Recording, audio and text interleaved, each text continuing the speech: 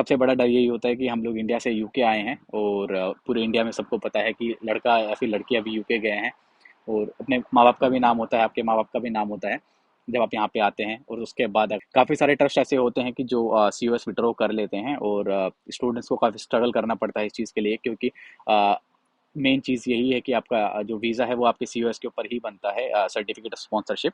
अगर आपके पास स्पॉन्सरशिप नहीं है तो आप यहाँ पे नहीं रह सकते हो। आपके पास 3 महीने लीगली आप यहाँ पे रह सकते हो, उसके बाद आपको इंडिया वापस जाना पड़ेगा।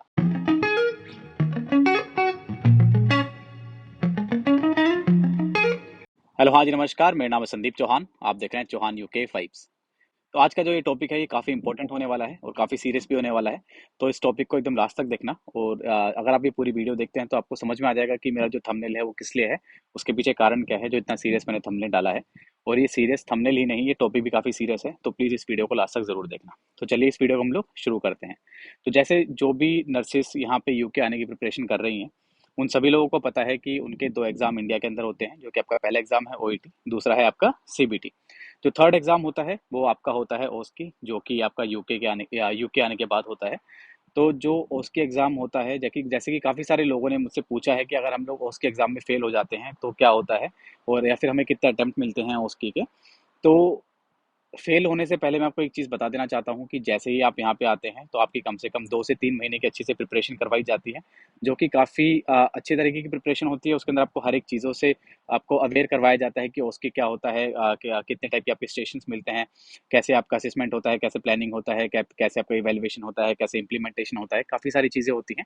अगर आपको ओस्की के बारे में और भी ज़्यादा जानना है तो आप मेरे चैनल के ऊपर जाके देख सकते हैं। मैंने ओस्की के ऊपर फुल वीडियो बनाई हुई है कि ओस्की क्या होता है, उसके अंदर कौन कौन से स्टेशन आपको मिलते हैं, मतलब एग्जाम कैसा होता है, क्या क्या चीज़ें आती हैं एग्जाम के अंदर, सारी चीज़ें मतलब टोटल मिला के गिनी चुनी चीज़ें ही आती हैं, और जो टॉपिक्स होते हैं वो भी गिने चुने होते हैं। अगर आप मेरे चैनल पे जाते हैं तो आपको उसकी की वीडियो आपको वहाँ पे आराम से मिल जाएगी और आपके लिए काफ़ी हेल्पफुल भी होगी वो। अगर आपने इंडिया में अगर अपना ओईटी क्लियर कर लिया है और अपना जो सीबीटी है वो क्लियर कर लिया है और आपको अगर उसकी भी टेंशन हो रही है तो आप मेरे चैनल पे जाएं और वहाँ पे जाके उस वीडियो को आप देख सकते हैं, ठीक है। तो उसके बाद कमेंट आते हैं कि लोग ऐसे पूछते हैं कि सर अगर हम लोग फेल हो गए तो क्या होगा। तो जैसे ही जब आप यहाँ पे आते हैं, जैसे मैंने आपको बताया कि 2 से 3 महीने की प्रिपरेशन होती है, उसके बाद आपका ओस्की का एग्जाम आपका बुक कर दिया जाता है, ठीक है। या तो आप इंडिया में होते हैं तभी आपको उसकी की डेट मिल जाती है और आपका एग्जाम वहीं से बुक कर दिया जाता है, आप यहाँ पे आते हैं, अपनी प्रिपरेशन करते हैं और अपना एग्जाम आप देते हैं, ठीक है। या फिर आपके यहाँ पे आने के बाद आपके एग्जामिनेशन की जो डेट है वो बुक कर दी जाती है और आप आपकी प्रिपरेशन स्टार्ट हो जाती है, जो कि फ्री ऑफ कॉस्ट है। आपकी जो कोचिंग होगी यहाँ पे आने के बाद जो भी आपको पढ़ाया जाएगा वो फ्री ऑफ कॉस्ट है। जो उसकी की फीस है वो है 794 पाउंड, लगभग वो 70 से 75 हज़ार रुपए की होती है इंडियन करेंसी में, अगर हम देखें जो उसकी की जो फीस होती है। पर उसकी टेंशन आप लोग को नहीं लेनी है, क्योंकि जो भी उसकी की जो फीस होती है और जो प्रिपरेशन चार्जेस होते हैं वो सारे के सारे आपको हॉस्पिटल उठाता है। और जैसे आप यहाँ पे आते हैं तो बाकी आपके सारे रिफंड हो जाते हैं, आपके ओईटी आपकी सीबीटी, मैंने काफ़ी सारी वीडियोज़ में ये सारी चीज़ें आपको बताई हैं, तो वो भी आपके रिफंड हो जाते हैं, ठीक है। तो आपका जो हॉस्पिटल है वही आपका बुक करेगा। इवन जब आप अपना एग्जाम देने के लिए जाते हैं, जैसे कि सबसे दूर अगर मैं अब यहाँ पे यूके में हूँ, तो मेरा जो सबसे दूर यहाँ पे ओस्की का जो सेंटर है वो है नॉर्दर्न आयरलैंड, जो कि आपको यहाँ से फ्लाइट से जाना पड़ेगा नॉर्दर्न आयरलैंड, आपका वहाँ पे एग्जाम होगा। तो इवन आपकी जो फ्लाइट के टिकट्स हैं और जो आपका अकोमोडेशन है वहाँ पे रहने का, ये सारी चीज़ें हैं वो आपके हॉस्पिटल की तरफ से ही होती है, आपको कोई भी पैसा नहीं लगाना है। आपका एग्ज़ाम आपका जो एग्ज़ाम है वो आपका हॉस्पिटल आपको बुक करके देगा। आपकी जो एग्ज़ाम की फ़ीस है और आपकी जो फ्लाइट टिकट्स हैं, आपकी जो अकोमोडेशन है, वो सारा का सारा आपका जो हॉस्पिटल है वो स्पॉन्सर करता है आपको। अगर आपको नहीं करता है आपका ट्रस्ट, अगर जैसे ऐसा होता है काफ़ी सारे ट्रस्ट ऐसे हैं जो कि स्पॉन्सर नहीं करते हैं, वो आप लोग अपने जब आप इंटरव्यूज़ वगैरह देते हैं उसके अंदर आपको जो ऑफर लेटर मिलता है उसके अंदर आप पूछ सकते हैं इन सब चीज़ों के बारे में।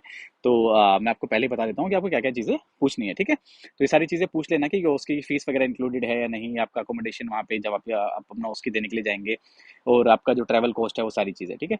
वैसे ये सारी चीज़ें हॉस्पिटल की तरफ से ही होती हैं। अगर नहीं होती हैं, अगर आपको बाई चांस अगर आपको इन सब चीज़ों का कॉस्ट देना पड़ता है, तो आपका जो हॉस्पिटल है वो आपको आपकी जो फर्स्ट सैलरी होती है, सेकंड सैलरी होती है, उसके अंदर आपको ये सारी चीज़ें आपकी वापस रिफंड कर देता है।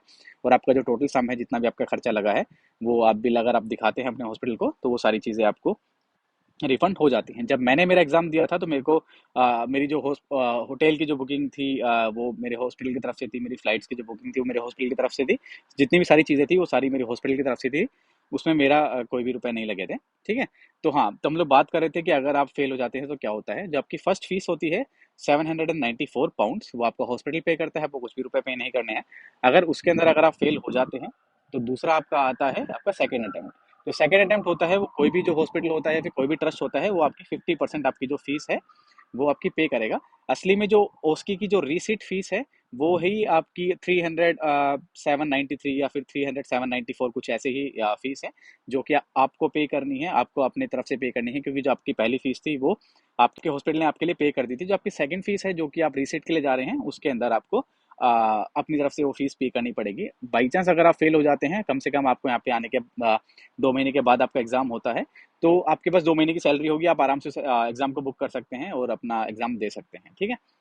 बाई चांस अगर आपसे सेकंड अटेम्प्ट में भी अगर आपका जो ओस्की है वो क्लियर नहीं होता है, तो आपको दोबारा से तीसरी बार आपका एग्जाम देना पड़ेगा।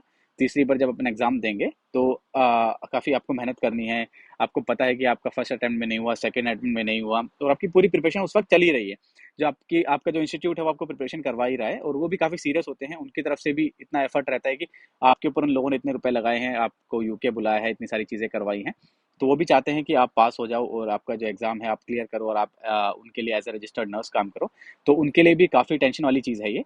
तो आप लोगों को क्या करना है, आपके जो थर्ड एग्ज़ाम है, अगर आप वो अपना एग्ज़ाम देते हैं और अगर आप फेल हो जाते हैं थर्ड एग्ज़ाम के अंदर भी, तो क्या होता है कि आपका जो एप्लीकेशन है, आपकी जो एनएमसी एप्लीकेशन है, वो वहाँ पे क्लोज हो जाती है, और आप उस एप्लीकेशन के ऊपर आप कंटिन्यू नहीं कर सकते हैं। ठीक है।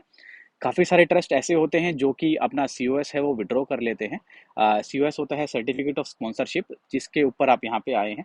अगर आपका सीओएस नहीं है तो आप यहाँ पे रह नहीं सकते हो, पर अगर आपके पास सीओएस नहीं है तो आप यहाँ पे 3 महीने लीगली रह सकते हो, और 3 महीने लीगली रह के आप अपनी ओस्की की प्रिपरेशन कर सकते हो और दोबारा से अपना एग्जाम दे सकते हो। जो आपका दूसरा जो एग्जाम होगा, आपका दोबारा जो एग्जाम होगा, उसके अंदर आपकी जो एप्लीकेशन है वो दोबारा से शुरू होगी, मतलब आपकी जीरो से शुरू होगी आपकी एप्लीकेशन, और उसका जो लास्ट स्टेप है वो है आपका ओस्की।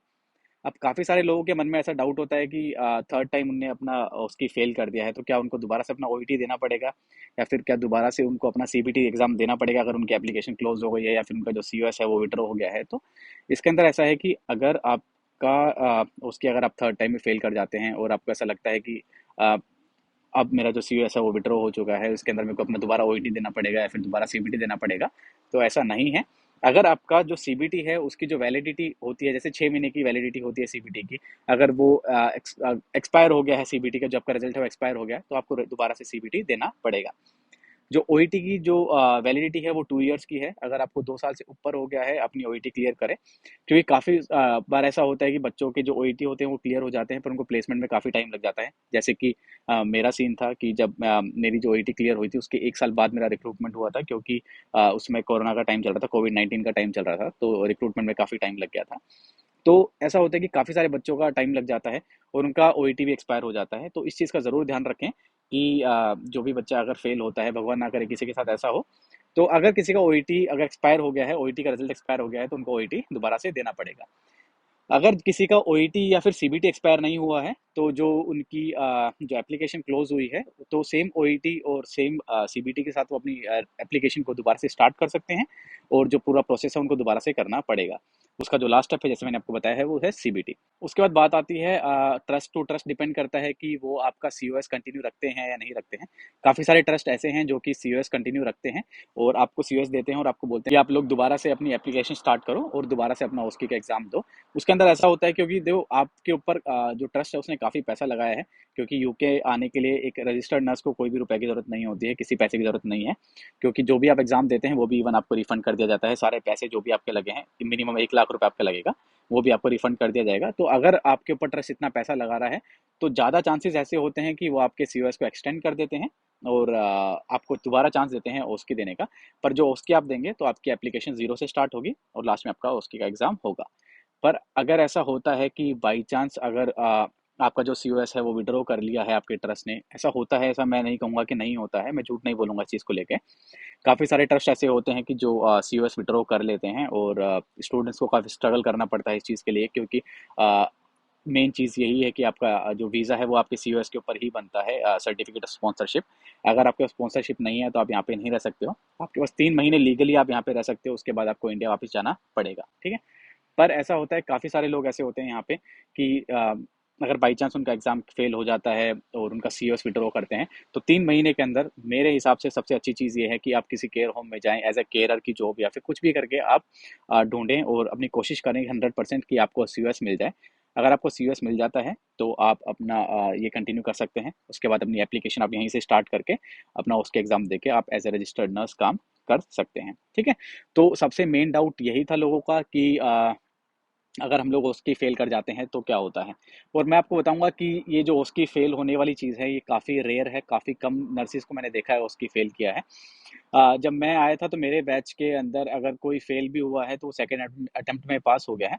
सेकंड अटेम्प्ट में पास होना ईज़ी है, काफ़ी ईज़ी है। क्यों फर्स्ट अटेम्प्ट में भी पास होना काफ़ी ईज़ी है। उसकी एग्ज़ाम इतना हार्ड एग्ज़ाम नहीं है सही बताऊँ तो as compared to OET and CBT। उसकी इज़ वेरी ईज़ी। ओके, तो सबसे बड़ी चीज़ ये है जो बच्चे फेल होते हैं यहाँ पे उनका जो रीज़न है, मेन रीज़न है वो है कॉन्फिडेंस। अगर कोई बच्चा खाली ओस्की की बात नहीं है, आप दुनिया में कोई भी एग्ज़ाम दें, अगर आप कॉन्फिडेंट नहीं हैं तो आप के ज़्यादा चांसेस होंगे उस एग्ज़ाम को फेल करने के। तो जो बच्चा कॉन्फिडेंट नहीं होता है वो एग्ज़ाम अपना फेल कर जाता है। दूसरी चीज़, आपको 3 महीने की यहाँ पे अच्छी तरीके से प्रिपरेशन करवाई जाएगी, तो इस चीज़ की आप ज़रूर ध्यान रखें कि 3 महीने आप उसको नॉर्मल ना लें। ऐसा होता है कि काफ़ी सारे लोग यहाँ पे आते हैं और देखते हैं यूके आ गए हम लोग, थोड़ा बहुत एन्जॉय एन्जॉय भी करते हैं यहाँ पे, और वो 3 महीने की जो प्रिपरेशन है उसको थोड़ा लाइट ले लेते हैं, तो एग्ज़ाम में वो दिक्कत आ जाती है। तो इस चीज़ का ज़रूर ध्यान रखें, आप यहाँ पे आएँ, अच्छे से प्रिपरेशन करें, पूरी मेहनत दें। 3 महीने की बात है, 3 महीने के बाद आप अपनी उसकी की प्रिपरेशन करके, अच्छे से तैयारी करके अपना एग्ज़ाम क्लियर करें, एज़ अ रजिस्टर्ड नर्स बनें, उसके बाद आपकी सैलरी भी अच्छी होगी और आप आराम से एन्जॉय भी कर सकते हैं, राइट?